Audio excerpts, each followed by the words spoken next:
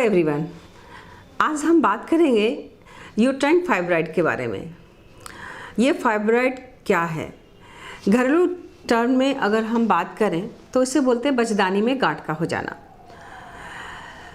जो female genital organ है uterus, उसमें देखा जाता है कि कभी कभी हार्मोनल इम्बैलेंस के चलते या फिर और भी कुछ कारण है जिसके कारण उसे बचदानी में गांठ हो जाता है।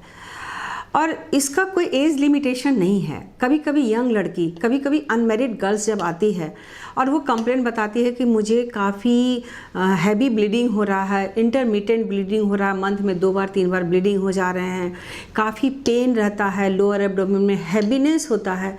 इन सारी समस्याओं को लेकर जब पेशेंट हमारे पास आते हैं तब हम अल्ट्रासाउंड जब कराते हैं तो पता चलता है कि उसके बचदानी में गांठ है। गांठ कई तरह के हो सकते हैं।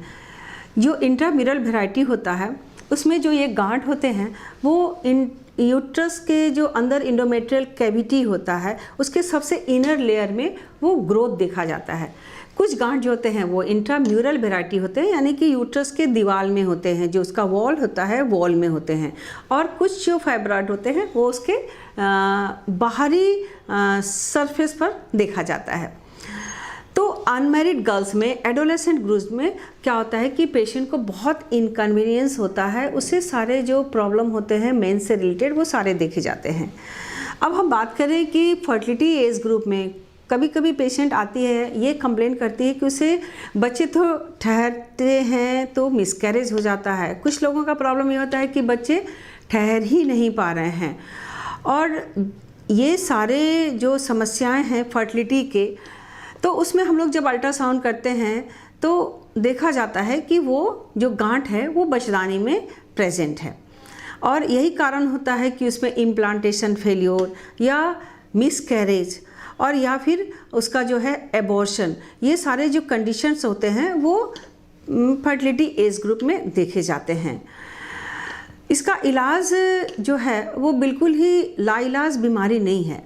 इसका हमारे पास जो ट्रीटमेंट प्रोटोकॉल होता है वो शुरू में अर्ली स्टेज में डायग्नोसिस के बाद हम देखते हैं कि अगर छोटे साइज़ के हैं, मल्टीपल साइज़ के हैं, तो हम कुछ इंजेक्शंस होते हैं, हार्मोनल इंजेक्शंस, और भी हमारे पास जो स्पेशली जो फाइब्रॉइड पर काम करते हैं उन सारे मेडिसिन के थ्रू हम फाइब्रॉइड के साइज़ को छोटा करते हैं और या फिर उसे हम कांस्टेंट रखते हैं। लेकिन जो बहुत बड़े साइज़ के होते हैं जिसके चलते पेशेंट को बहुत ज़्यादा प्रॉब्लम हो रही है, वैसे कंडीशन में हमें लैप्रोस्कोपिकली सर्जरी का हमें डिसीजन लेना पड़ता है। जो इंट्राम्यूरल वैरायटी हैं उनको तो हम हिस्टोस्कोपिकली निकाल देते हैं, उसके लिए पेट खोलने की ज़रूरत नहीं पड़ती है। उसे हम थ्रू जेनाइटल ट्रैक्ट के थ्रू हम उसे हिस्टोस्कोपी के थ्रू निकाल देते हैं। और ये सारी जो समस्याएं हैं ये फर्टिलिटी को इंटरफेयर करती है और फर्टिलिटी एनहांसिंग सर्जरी के थ्रू हम उसका कंप्लीट ट्रीटमेंट करते हैं। और ये जो गांठ है उसका एक लिमिटेशन है कि अगर साइज़ क्या है, अगर हमारा कैविटी कंप्लीट नहीं है या हमारा कैविटी डिस्टॉर्शन हो रहा है, उसमें हमें ट्रांसफ़र करने में, आईवीएफ में भी जब हम जाते हैं तो ऐसे कंडीशन में हमारा एम्ब्रियो ट्रांसफ़र भी बहुत डिफ़िकल्ट हो जाता है और उस कंडीशन में हमें आईवीएफ में भी समस्याएं आती है। तो हमें हर हाल में देखना पड़ता है कि हम मरीज को सर्जिकली ट्रीट कर रहे हैं तो हमें टेस्ट ट्यूब बेबी या हमें आईवीएफ में जाने में हमें कोई समस्या तो नहीं आएगी, या फिर हम सर्जरी करके हम उसको नेचुरली प्रेगनेंसी में हम उसको कन्वर्ट कर सकते हैं कि नहीं। तो इसके लिए हमारा जो ट्रीटमेंट प्रोटोकॉल है वो मेडिकल एंड सर्जिकल दोनों है और इसका जो भी सिम्टम्स है वो हम मेडिकली ट्रीट करते हैं और ये लाइलाज नहीं है, इसके इलाज काफ़ी अच्छे हैं। धन्यवाद।